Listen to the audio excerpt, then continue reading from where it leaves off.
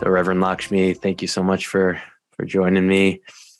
I want to start by asking you something I saw in your interest, that you wrote down that you have an interest in mind science, right? I'm curious. I don't know what that is. What is mind science? Well, you, of course, know what it is. It's yoga. I mean, the whole yoga thing is to quiet the mind, calm the mind, purify the mind, control the mind. That's all mind science. Whatever it is, that understanding how the mind works is mind science. Got it. I guess I just never heard that phrase before. And that's the science of the mind, you know, when you begin to watch the mind and see how it operates for you in your life, whether it's operating beneficially or not. That's probably my biggest interest, or my biggest occupation, is dealing with the mind. And I feel that it's a mental, you know, and the Hermetic philosophers say it. It's this is a mental universe. The universe is mental. Everything is mental. That we're a mental creation of the all, right? Which is not different from what yoga says in some sense, really. You know, the mind is very powerful, and if you think negatively, you certainly will attract negative to you, and you lower your, because the thinking has a frequency. All thinking has a frequency, all talking has a frequency or a vibration, right? And measured by frequency. And when the frequency is low, a lot of negative self-talk or hating or fear or anger, then you get on a lower frequency, and that's when you attract lower frequency stuff, like illness is a lower frequency. Lower frequency events. When you go, well, how come that guy just walked up to me and hit me on the street? Like, what's that about? You know, it's like attracts like, basically, you know, as they say, cause and effect. And it's all that, really. So the mind is at the beginning and end of everything. So if something negative or challenging happens to you in your life, then do you analyze where your own mind was at kind of previous to that event happening? Well, challenging is one word and negative is a judgment. So something could be challenging and not negative. But to call something negative is a function of the mind. It's a part of the mind. The Buddha would say, I don't like it. This is good. This is not good. You know, that part. So the question was again, you're talking about kind of when external things maybe affect you, not the best word to use, but maybe difficult things happen. Maybe you were saying that is a function of what is happening internally with yourself, right? I go back to the mind. Yeah, I do. I mean, I do. I think, why did I attract that? But sometimes you could just look at it. I mean, and sometimes the important thing for me is to try and not react immediately to something, you see. And that is something else. That is sort of like habit, some scars and conditioning where it calls up something from the past, right? And then you react. And if I could not react, which I have to say, dealing with my mother and everything and dealing with my sister and that whole time was very hard for me not to react when my sister would say, I'm not going to come there anymore because I don't like the way you talk to me, and I don't think I said anything bad. I would react, and because those 2 days of getting out of there was so important for me to keep my sanity. And then I thought, oh God, why did I react? And then I'll look at the astrology and I'll go, oh, look at this. This is right on my moon, this Mars, Uranus, whatever. No wonder. And the moon is the mother, and it's all about the mother. So, I mean, this is what I kind of do. This is how I play with the whole thing. It's all a big game, right? I mean, what? Okay, so I've been through a lot of changes. I was Integral Yoga in New York has changed tremendously, and I was a majorly involved there in the building all the time, doing stuff all the time on staff. And then all of a sudden they ended that for me, the new ED and some people who had taken, some students actually that took the training recently wanted the spot that I had, they wanted to do what I was doing. So that happened. And it was really happening in a horrendous way. I have to say, it was really horrendous the way it happened. Nobody really spoke to me about what I do there, who I am there or whatever.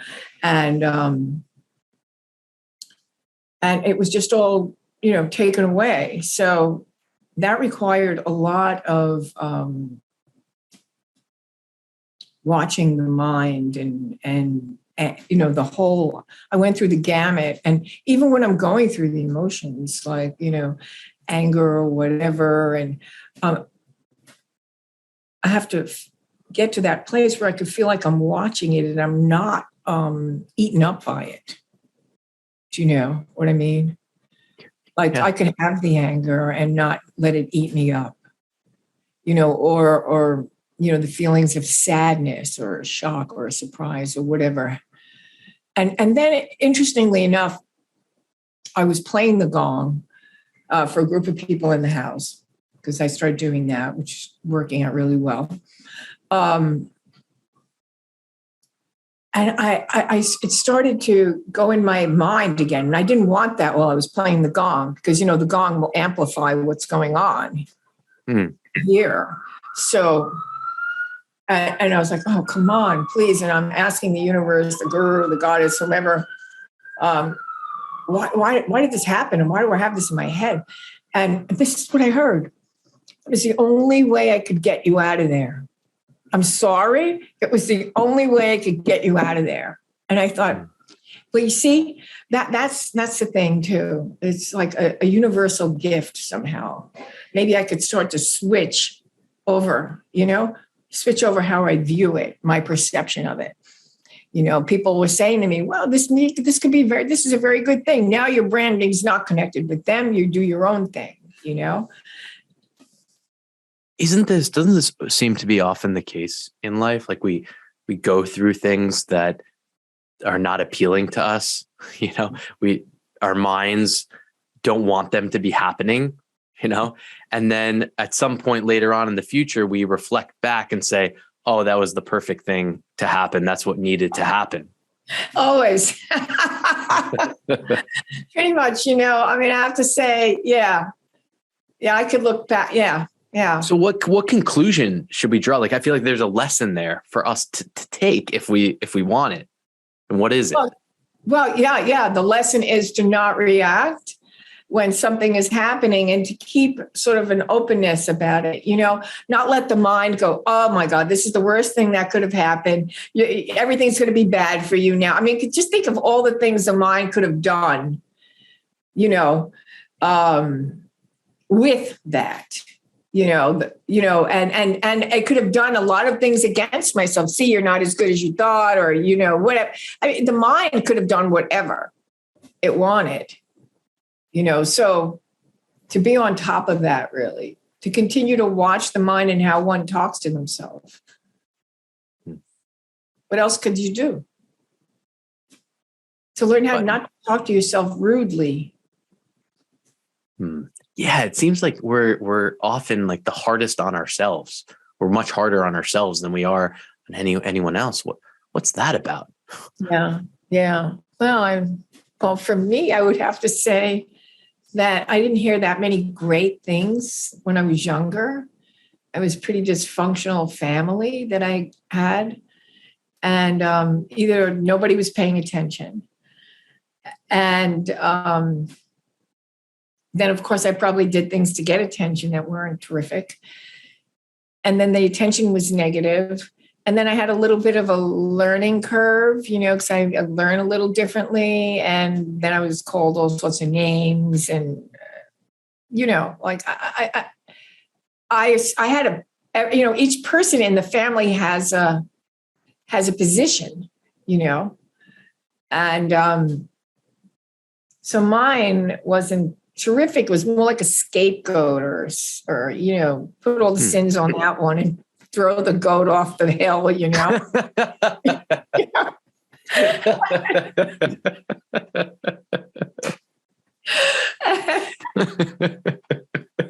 So what am I going to take? You know what I mean? I remember when I was in my 30s, I maybe just 30.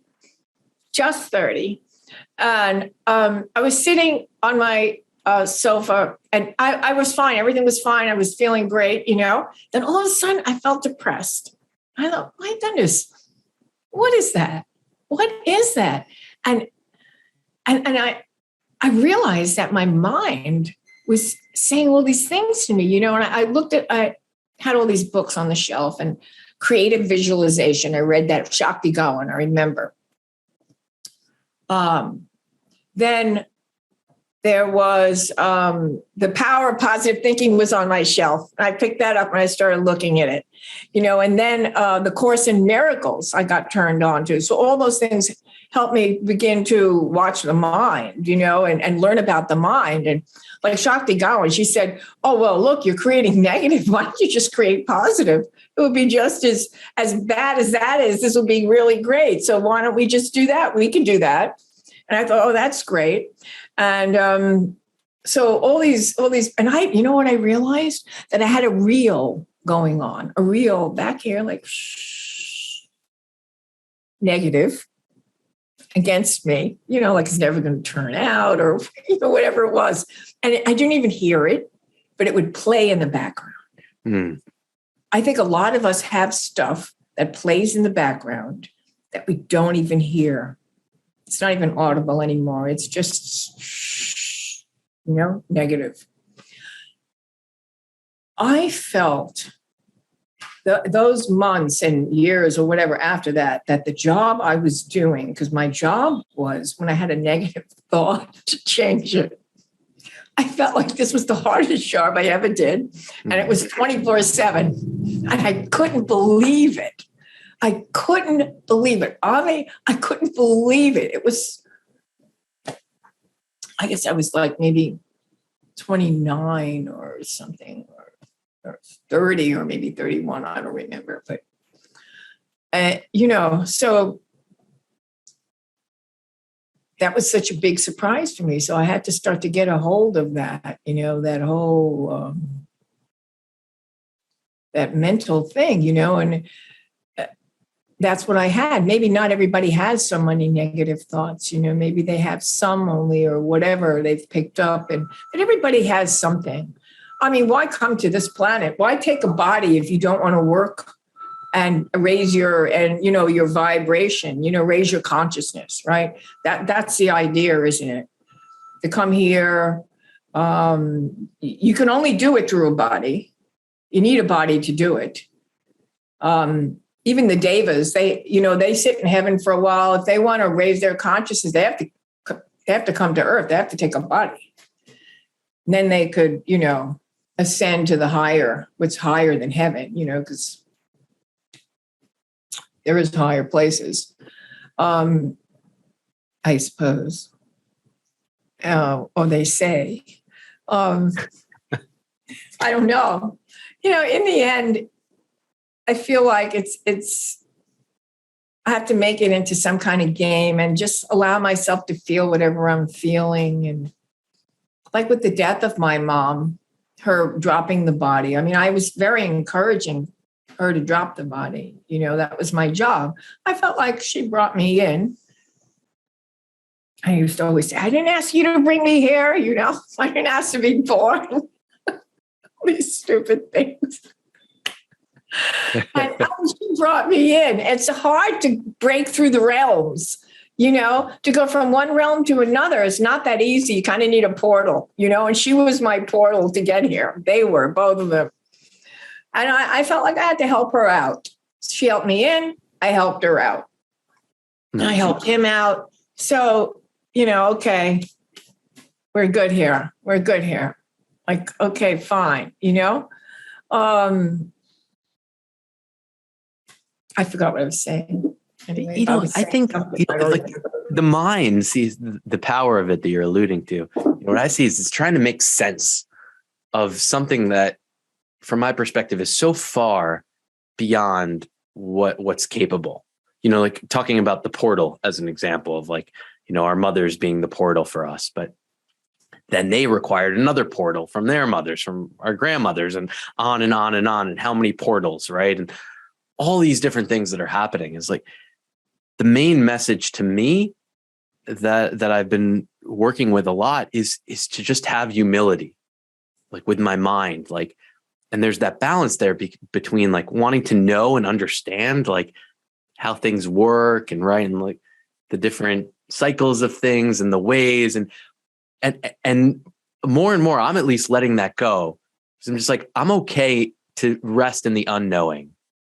I don't need to know. That's my mind that wants to know. And my mind is amazing for sure. Our minds are so amazing. We can know so much that I often think we like try to convince ourselves that we can know like everything, like answers to like how the universe was created and what's really going on.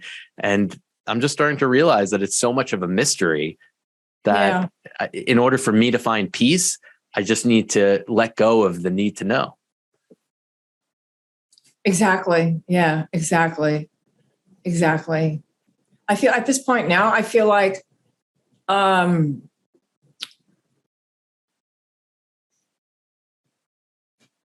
forgotten most of everything I know. And sometimes I could pull something up, but usually, yeah. I know I've considered sometimes like if I'm so in the present moment that I won't remember it later on. That in order for me to remember it, I have to like think about remembering it in the future, like planning that, Oh, interesting. Wow. Yeah. Exactly. And then you lose it. Yeah, exactly. Yeah, I know the mind wants to know. I mean, there was a point I remember when I was younger, and it's an astrological reference also, but it's at a point in I guess it's in, everyone goes through it around their 40s where they begin to think, well, all this stuff that I believe about everything, spiritually, mystically, this Neptunian stuff, do I really believe it?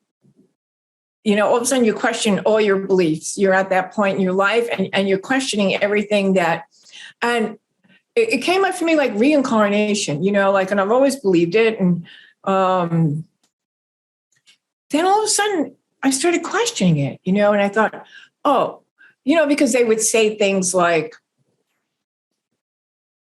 well, maybe the people that were killed in the Holocaust were also people that killed other people. And, there's all sorts of stories, about whatever, and I just thought, none of it became adequate anymore.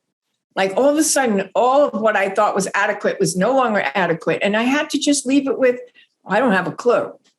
I don't really get it. I understand the principle of cause and effect. I do understand that. And they call that karma. And there's a lot of ways you can look at that. But it's basically the same thing. If I have a vibration, I'm going to attract that. It's cause and effect.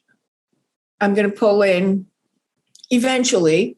And I mean, but I don't know. What do I know? The truth is I don't know. I don't really have a clue. I have ideas and I like to play with things and I like to watch things on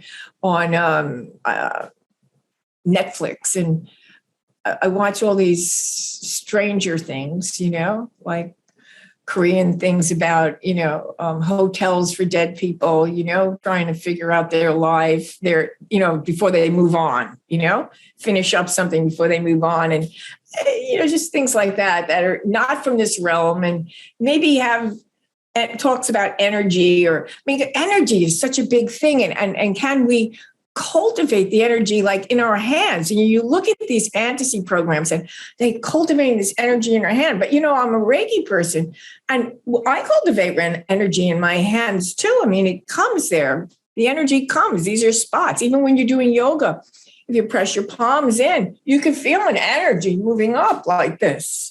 And you have a whole other posture, So are those fantasy programs fantasy? Is that real? Is this fantasy? I mean, I don't know. I want to keep my light bright, and I want to keep my consciousness high, and I want peace of mind. And the rest of it is, I was supposed to be doing something here. I guess I'm doing what I'm supposed to be doing. And I always say, well, whatever, send who you're going to send, take me where you're going to take me, whatever, In the end, that's what you're left with. What do you say? Like, I say to the, all right, I say to the goddess, take my head, take it, cut the ego, man. Because, sometimes I just can't, you have all these thoughts and you fall into something like maybe something that we were talking about earlier that you don't like or you think is unbeneficial. And you start falling into all sorts of ideas and thoughts about it. And you realize you got caught in some trap. And it's like, oh my God, get me out of here. I just don't want any of it. Just take it. It's all going to happen how it's going to happen without all of my sussing out what's going on, what happened, what will, just take it. I give up. I'm tired. I'm retired. I felt like I retired a long time ago from the job of controlling everything. I'm retired. You do it. I think it's easier to do that when you're older, though. I mean, for me, it's always happened when I'm up against the wall. In my life, looking back, I've always been one of those people that held on to the last breath. But now I know better, hopefully. Hold on to the last breath. What do you mean by that? Well, the universe wants you to let go of something. And you're fighting it. You're not going to do it, You're like up against the wall. You're on your knees already, and you still can't move forward or let go, That's what I mean. And then at some point, when you're like that, you go, okay, I've had it. And of course, that voice is the voice that's heard, because that's coming from deep within, that voice is heard. Yeah. Some people can get there sooner. That's all I mean by holding on to the last breath. Right. So is it like our lives, like the universe around us, that they're trying to teach us? Right. And maybe that's what you mean, is that it's like the same lessons will come up again and again and again until we learn. Right. And then it will dissipate, and then maybe something else will come that we need to learn. Yeah. Right.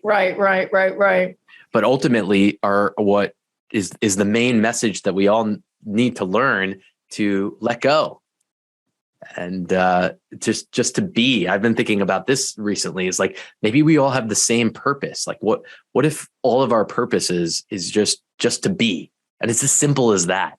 Could that be possible? Oh, I do think that is possible. Yes.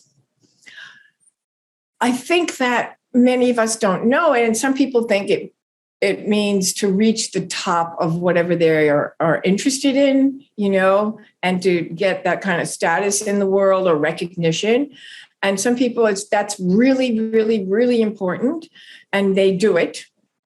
And hopefully that's giving them what they need and want. And but I think generally we're here to progress in consciousness. That's why we're here. Some of us just don't know it. I mean, many people don't know it. And some people get to know it later on in life. I did all that. It didn't make me happy. All right, I got this. I thought this was going to make me happy, and it didn't. And that keeps happening. And then at some point you realize that, it's just really being kind, smiling at people. Smiles are contagious,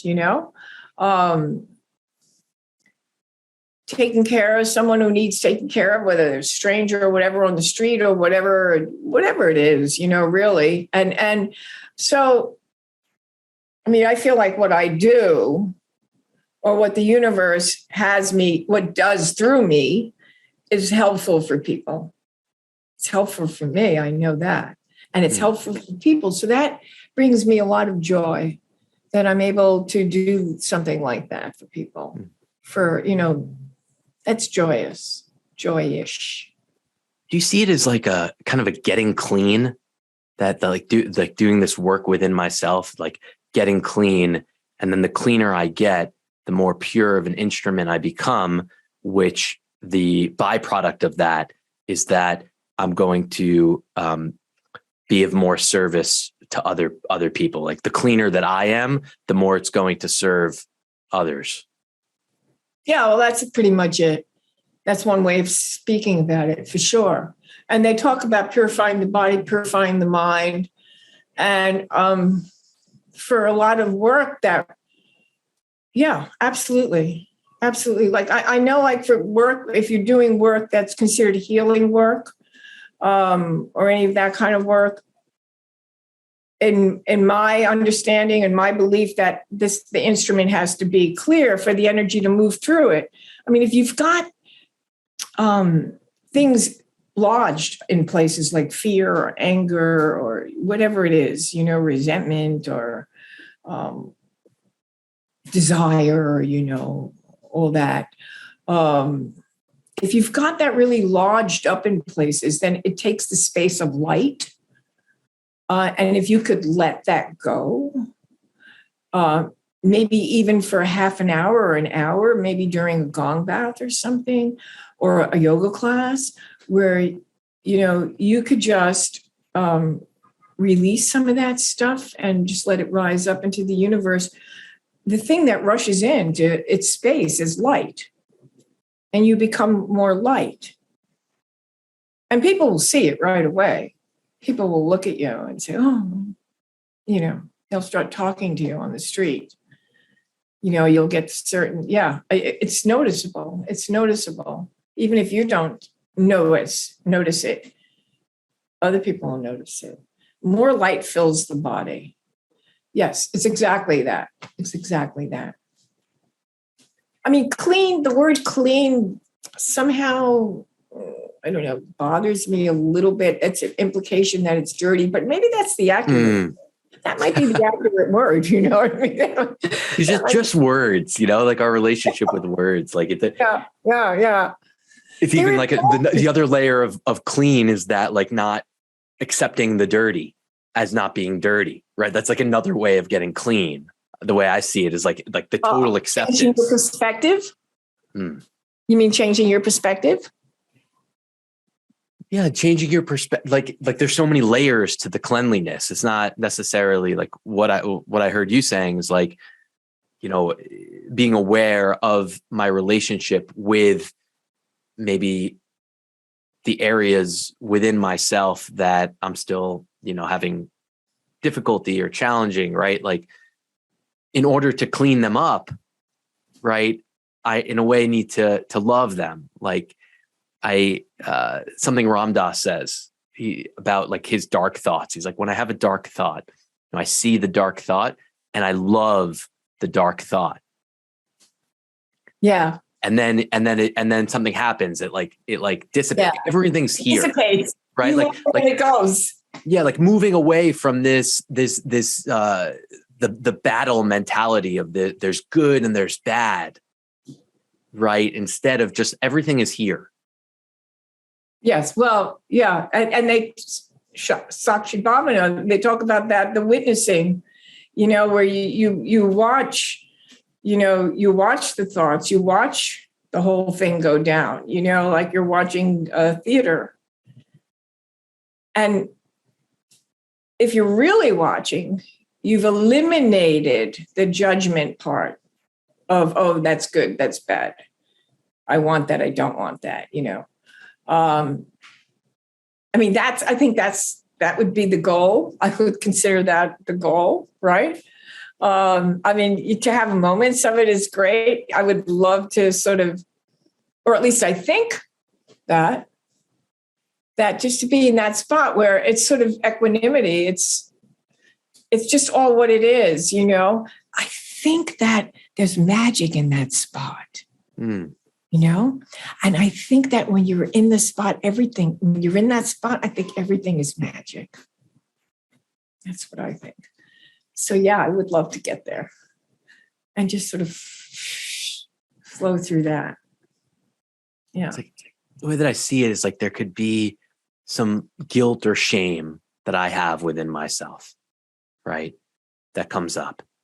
And so I can see that okay, I have some shame here. I can see it and I can say, I see you, shame. You're allowed to be here. It's okay.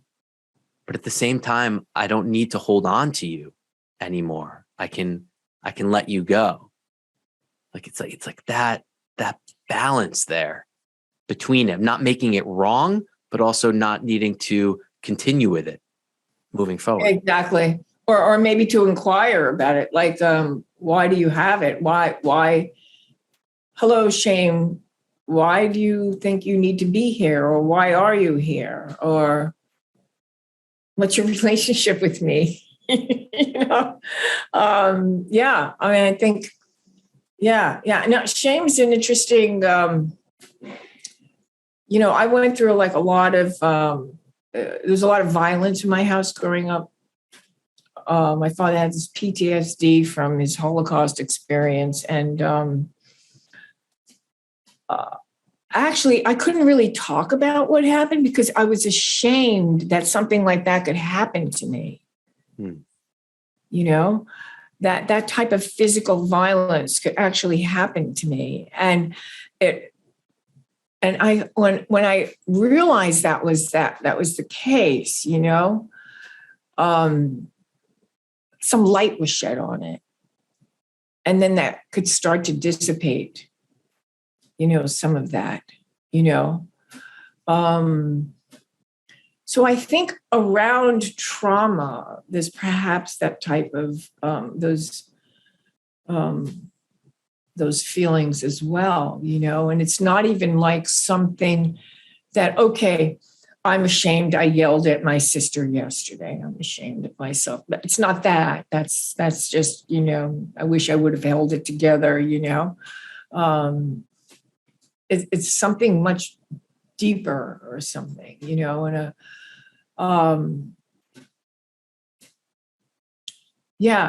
anything that's out in the open I don't mean in front of 100 people, but we keep these things inside and we sort of hide them from ourselves a lot too. And if we could just let it out in the open, because, the thing is, I think the idea that our feelings or emotions could kill us, sort of that might be something that people have, they don't even realize, I think at some point I felt that way. And I remember being really young and in my 20s and stuff. And my go-to was anger. Like I couldn't allow myself to feel hurt.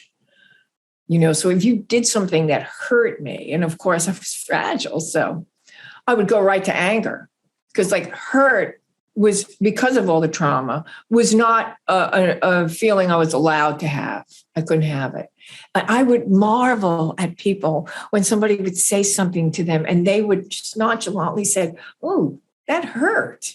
And I would think, my God. Yeah.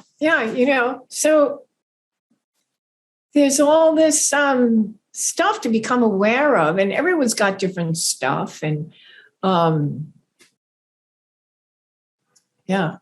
I, there's so many tools around, actually, spiritual practices, and and the right things come to the right people. I mean, when you're ready for something, it comes, right? When you're ready for the guru comes. What is your relationship with the guru? Well, I'll say, okay, who's ever listening, the guru, God, the mother, it's all one.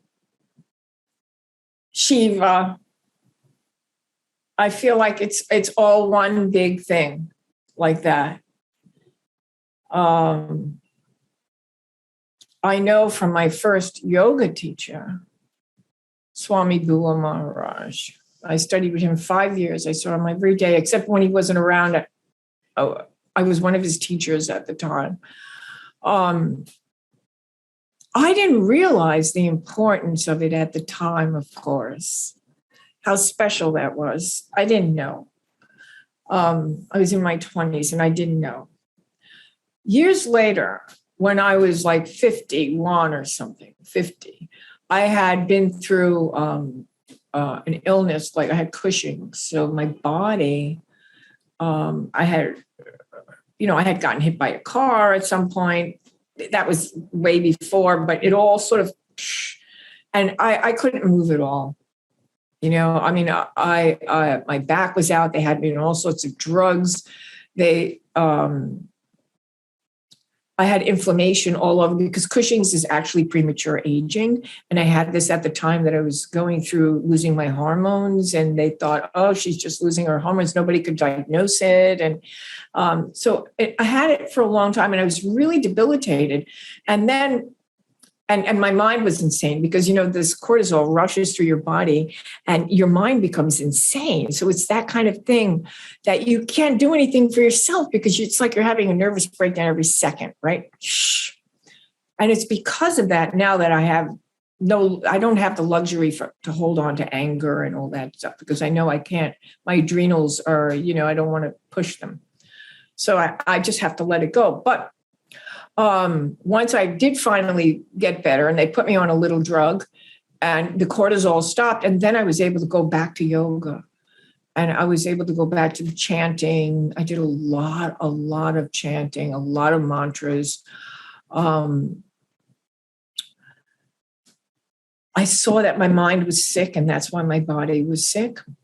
Then I was able to get back into yoga.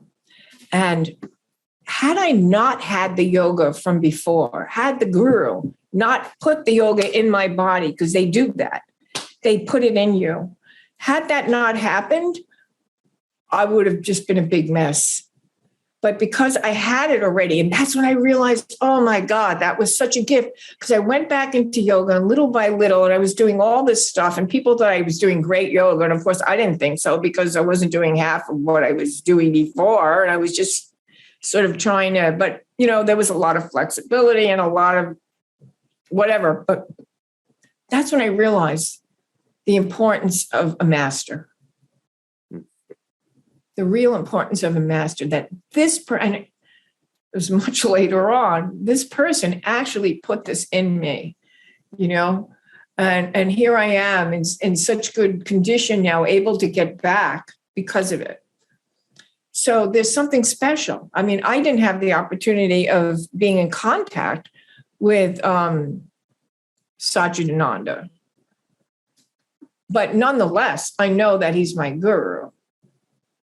Yeah, I just know it. And I've had experiences, yeah.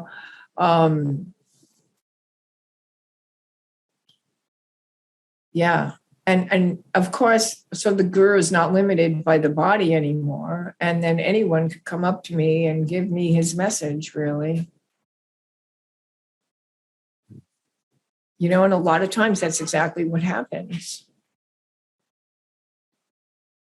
And so why should, like, I know I was in my ATT, I remember, Dijon and Shokananda were the teachers.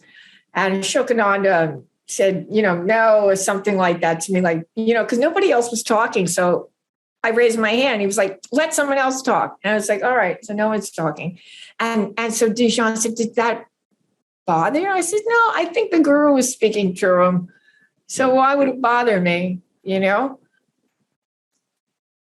So that's how I think about the guru, this ever-present energy,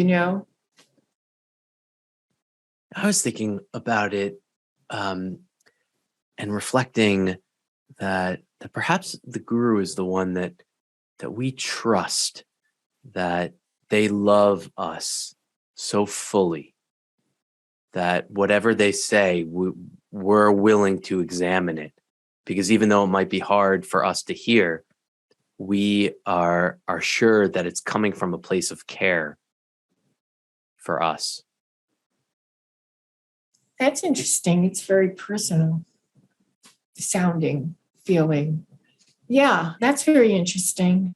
Yes, well, of course, because what makes a person a guru is this, ability to just be the love that they are, and there's no malice there.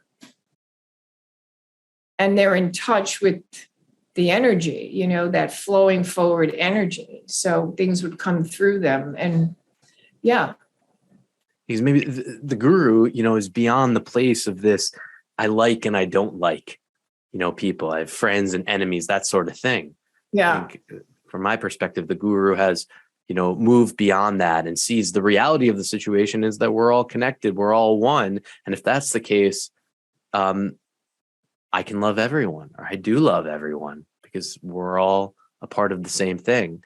And then maybe I can get to work. You mean you're speaking as the guru right now? The guru is then able to do that when everyone that they interact with, they see that you're my brother, you're my sister. And yeah, I think they're enlightened for sure. That's I think they have like all this light. They've gotten rid of what we were talking about earlier. Clean. We use the word clean and purify. Yeah, they definitely have that going, and then they become like this magic little being, or big being, because they're in the moment. And all this stuff just happens around them. Look at Alma. She's doing all these hospitals and all this stuff.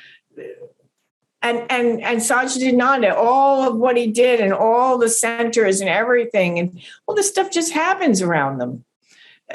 Because they've got some magic. They went into the magic place. Equanimity, right? We were talking about that. The magic place. I mean, I like to call the present moment the enchanted forest.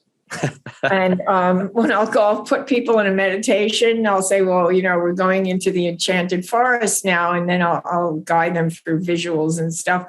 But it's and that to me, that's the present moment. You mentioned earlier about seeing life as a game, alluding to it as a game, right? And is that connected to like the enchanted forest? Like if I see this experience as I'm a player in the game, then it becomes connected to having fun. Right, exactly. Yes. That if I see it like this is a game, this is the ultimate game. This is the total ultimate game. And I'm in the most direct control of this character. Right. And then now that opens me up to having fun. What makes more sense than to have fun? Yeah. I was watching this show on origami, and they were interviewing all these people that were heavily into it.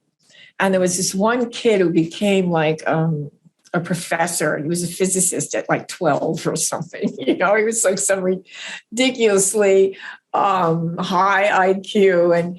And And the man, the interviewer said, well, will you continue doing this origami? And he said, well, as long as it's fun, yes. And I thought, there you have it.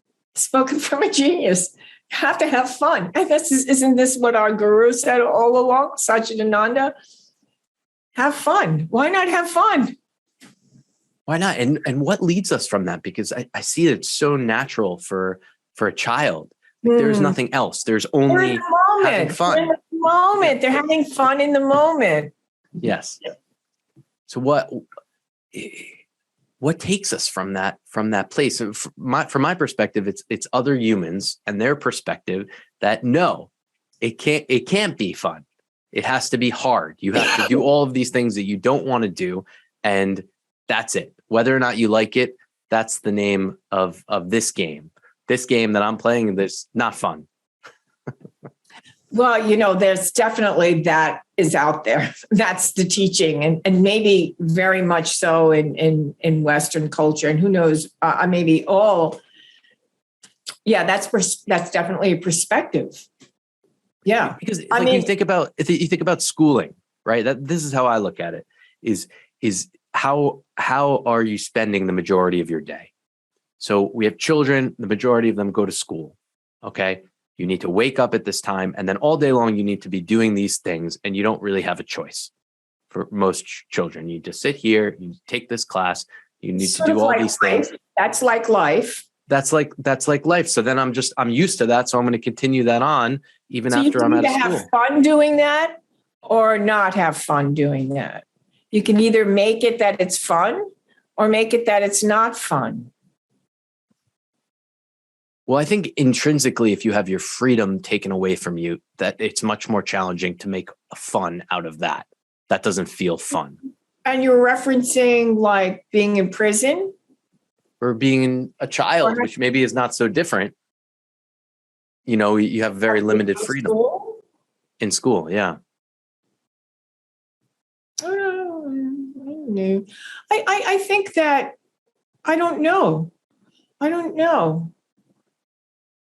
Kids have fun in school sometimes, no? Oh, for sure. And they have a great teacher. The teacher makes it fun. Yes. See, this is the thing. If you have great people around you and it's a fun school and that's there, and if the school has that kind of, energy around it, yes, we want to make this entertaining and fun for these kids. This is a great way to learn. Then, of course, it's more likable.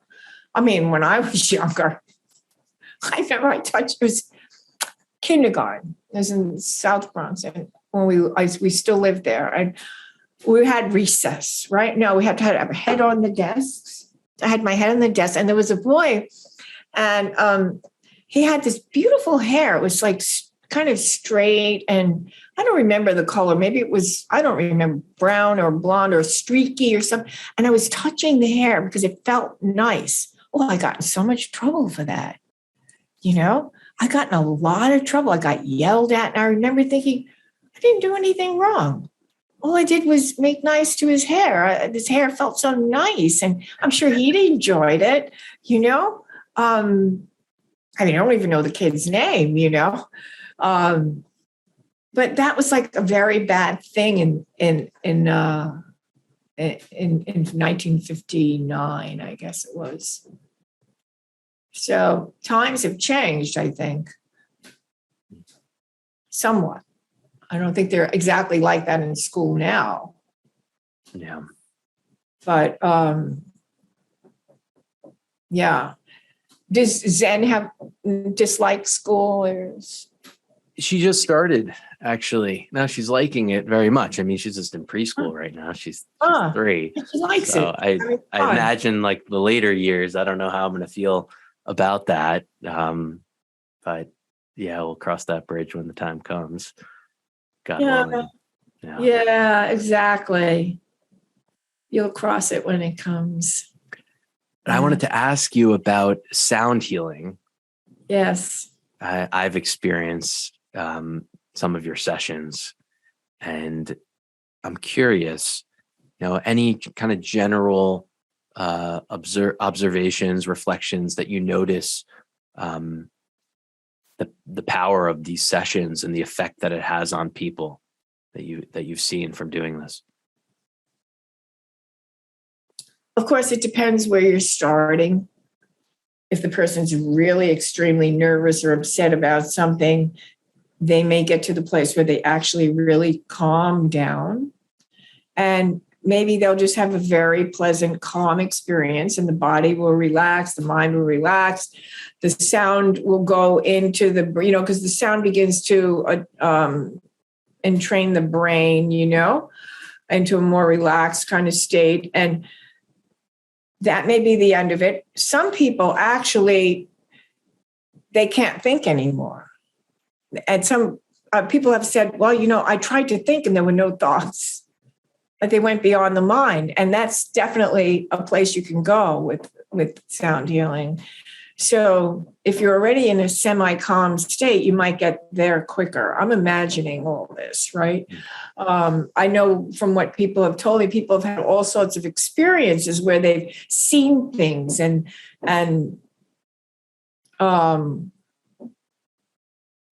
people have come to them.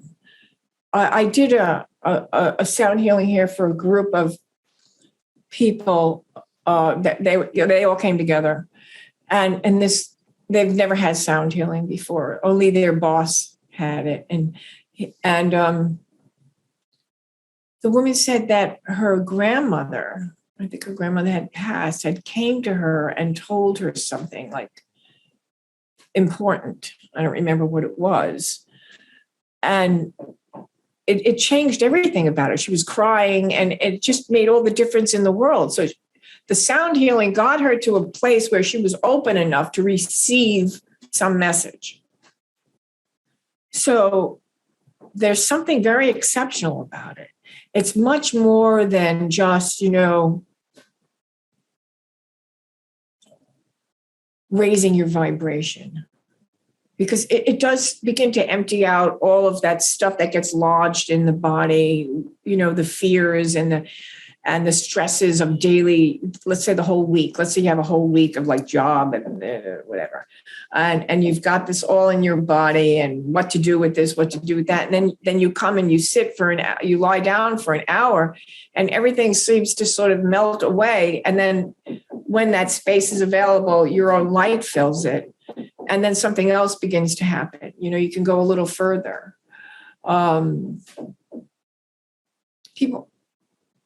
So there's something very special that happens. There are a lot of words to describe it that seem pretty kind of mundane, words in a way. But I think there's something even more special, that it takes them to the next place, that maybe they're trying to get to in meditation, where they're just sitting quiet and saying their mantra, but they're having a harder time. I think the sound gets them there quicker. Isn't it amazing, how much we're able to support each other on the path? Like you facilitating these sessions can have such an effect on the person going through the experience. I feel blessed. Profound. Yeah. I definitely feel blessed. I mean, I get paid for it. It's like a giant blessing. I definitely feel honored and blessed, and there's no question about it. And, it wasn't something, I've always loved sound. I've always loved music. Matter of fact, that was my main thing, growing up, music, and, but it was really an integral yoga, and it was Chandra. We had, my teacher came and did Gong baths, and I set the room up, and I became friendly with him, and she put me in the first training. I didn't have the money to take his training when he had a training there, but she said, no, you staff it. And that just opened up this whole door, and now I'm going to assist him in teaching at Menlo this Thursday. Menla, the Buddhist place, the Tibetan Buddhist place upstate. And I mean, it's just such a, who would have, I had no idea. None. If you would have said, were you thinking about playing Gong? No, I didn't think about anything. Of course not, No. This is what leads back to the letting go that we're talking about. I think if we're really honest about the situations that we're in, we see that like we have so much less control than we want to believe that we do, right? This one decision that someone else made to give you the opportunity to staff, and that teacher decided to go there, and then you went there and you were in a certain place to be open to the possibility and whatever, and then now that's what you're doing and so passionate about, and this is the way it is. So looking at it like that, honestly, what else is there to do but just let go and enjoy the ride? Yeah. I mean, did I do anything to get there? No.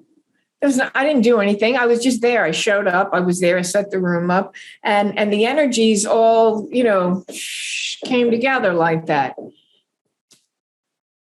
I mean, I didn't make that happen. I showed up and I was present, and I was perhaps ready to have it happen.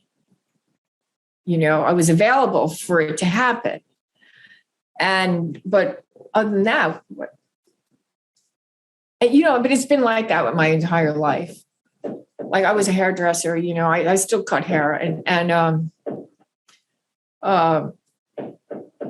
I used to cut my friends' bangs like in the 60s, junior high school and stuff. The bangs were like, that was the style, and so I was really good at it. And then at some point, a couple of years later, not that many years, but years later, a friend says, oh, come to hair school with me. You're not doing nothing. I just came back from the Middle East, and I was kind of like, studying astrology, not doing much, She goes, come to hair school with me. You're not doing nothing. And I thought, all right. I wanted to go to FIT, to study art history, but my father sort of wasn't supporting me and that. And so, but I wound up,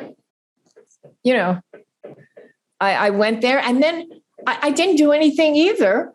I was friendly with the teacher and his wife. The man I lived with was friendly with the teacher and his wife. And his wife worked at the salon on 57th Street for the rich and famous. And then I worked there.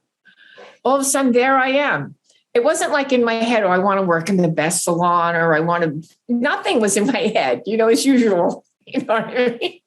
There was not too much there, And then I got, all of a sudden I was at St. Andre. I mean, we're talking, I'm handing him clips, he's putting in Bianca Jagger's hair. Lily Tomlin's lying on the floor, and making everyone laugh. And Grace Jones is running around naked. I mean, it was that kind of place, and that was like normal day. That was a normal day,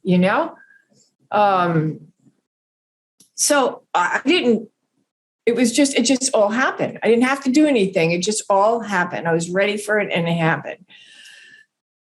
And it's been like that with my entire life. And I just, I remember I had a friend once who said, you don't do anything. You just sit there. You don't make anything. You don't do anything. Like I said, well, what am I supposed to do? I didn't even know. Like he was definitely someone that was more like, and there are those people.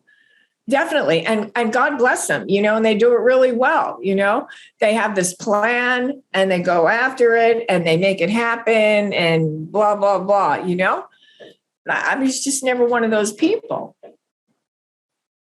It's neither good nor bad. It's just the way it is, Sometimes I think, it would be great if I was a little bit like that, business-like or something, to promote myself or something like that,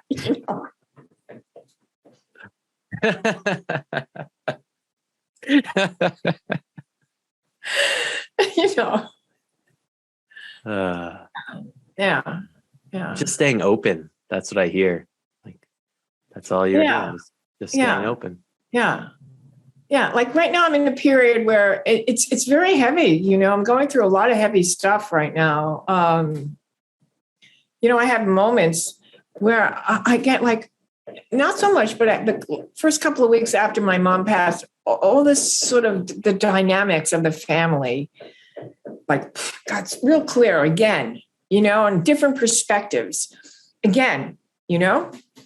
And I'd be a little angry and upset or hurt and like, oh my God. And then the next day I'm crying because my mom's passed, you know? So it's like, oh, all this. And then it was like, whoo, you know, like that. And then I had this brilliant, you know, my sister was born handicapped a couple of years after me. So she got all this attention. She needed the attention. Okay. She needed it and she got it all. And I didn't get it. And because I was, you know, like able at 5 years old to walk myself to school in the Bronx, I did. And, you know, people would even say to my mother would say later, how could you let her go to school by herself? And, you know, my mother would give him some dumb answer. She was like from a small village in Europe, you know, like that's how I did it, you know, or something, you know. But my mother is sort of like, whenever I would talk about to my mother, to my friends who were therapists, a number of them said the same thing. Borderline narcissist. You know, and I always say my sister's just like my mother, and my sister hung out with my mother so much.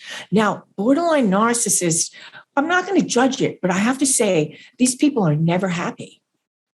Even if they have fun and they can have fun for a few minutes, but there's some kind of like something that, you know, they're just not happy. It's never good enough. It's never enough.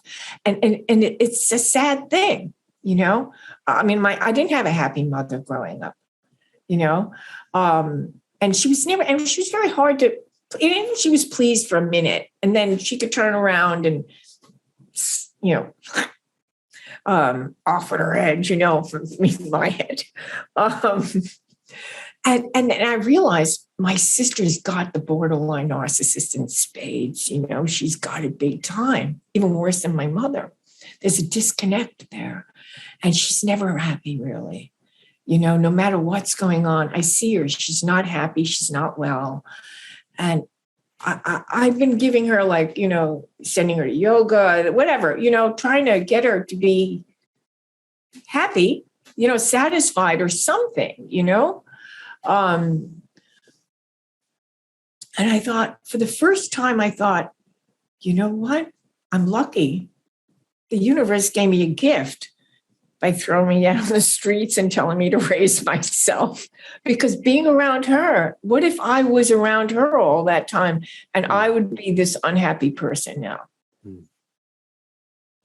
You know, what if that's what happened? What if, you know, being my sister was around her so much that she picked up her personality? You know, that's what she learned. She learned to behave this way. And she didn't have any other, you know, there wasn't anything in her to rebel or something. So I was rebellious always, you know, it was never, I don't know, I was dissatisfied with everything, with life. That's why I found spirituality, because I wasn't satisfied with the mundane. But what if, you know, I could be like that? I could be the person, you know, and I thought, well, I'm not. I'm a happy person, basically, you know. I know about intrinsic happiness. I know it exists and I know it's in me, and I could call it up at any time I really need to call it up. I could make myself laugh because I have a pretty ridiculous sense of humor, you know. You found the gratitude there, I think, which is going to cultivate even more happiness, I think. Yeah. You know, I just thought, wow, that let me look at it from another perspective. A friend of mine, or it was a neighbor, said that was something cognitive therapy. Everybody has a name for something, you know. And I said, what's that? She goes, well, that's what we call prakshi bhavana, you know, pratipakshi bhavana, you know, turning something into a positive, a negative into a positive, you know. Yeah. So, yeah, and I never had that perspective before. So just having that perspective, maybe I'm wrong. Maybe that's not true at all, but it doesn't matter. You know, it gave me like, oh, okay, I get it. Okay, thank you. Thank you again. Thank you again. Yeah. That's it. The power in just saying thank you. Yeah. It feels so appropriate to me. That's what I realize more and more. Yeah. Say thank you. don't know. Just, and I think it's overwhelming, right? Like the amount of like meals, delicious food that we've all, most of us, have eaten, and the people that we've gotten to meet, the experiences that we've had, and music that we've listened to, right? On and on and on. It's like there's so much abundance, like nature has given many of us, many ways, so much abundance. Yeah. And how to deal with that. Yeah. It could be overwhelming. So I just tune in. I don't even want to look because it's too much to look at. What's too much to look at?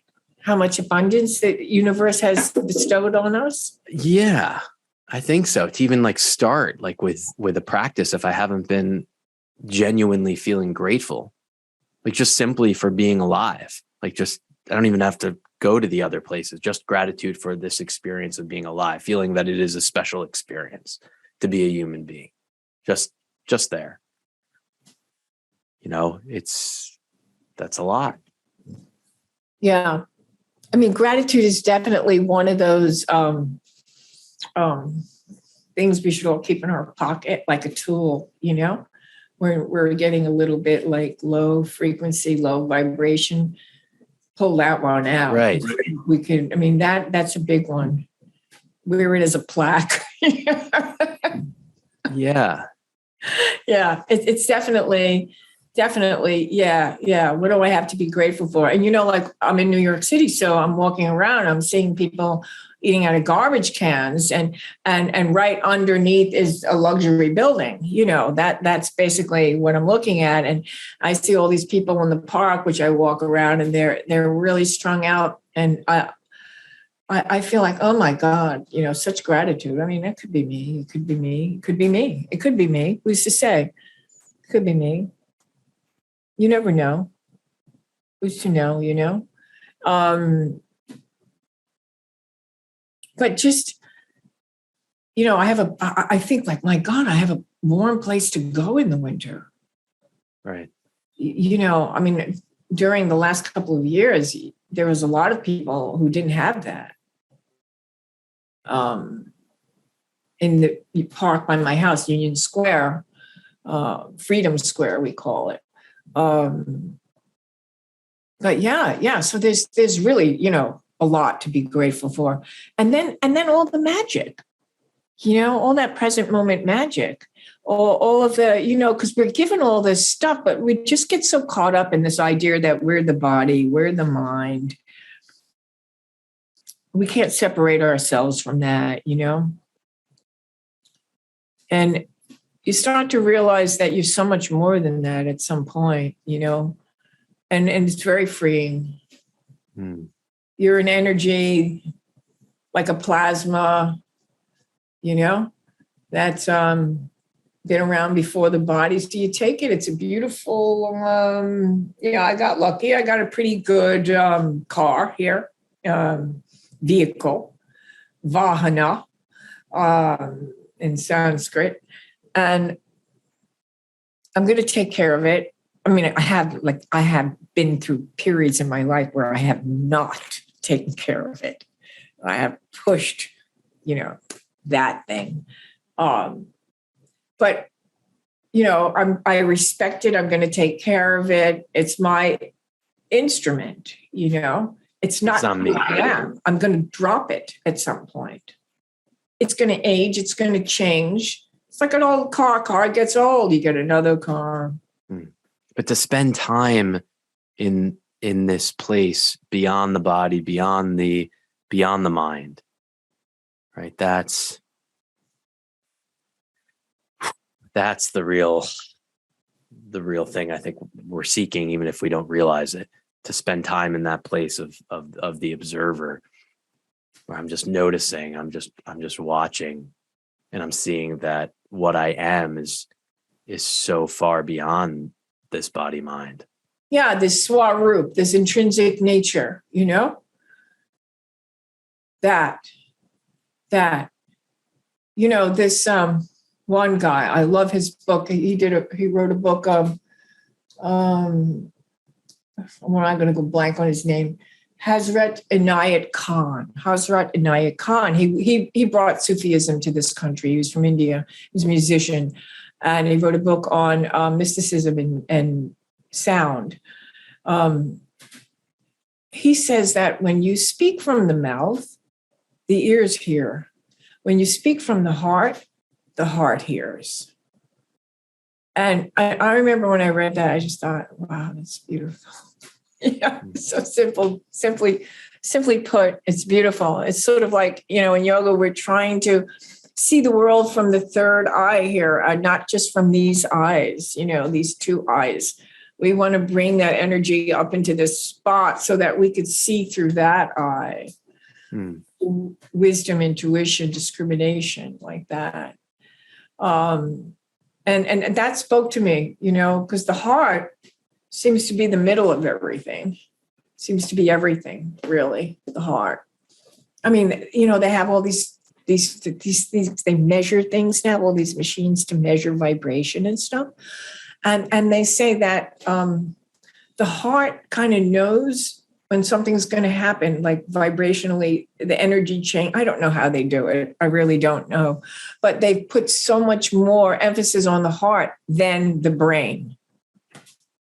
Now they're saying that the heart is the major thing, I think so. The intrinsic nature is the heart, isn't it? I think so too. I feel it. The soul, whatever it is. Sending you love, my friend. Thank you. Thank you. Thanks for listening. If you've enjoyed this content and think others might as well, please feel free to share and subscribe.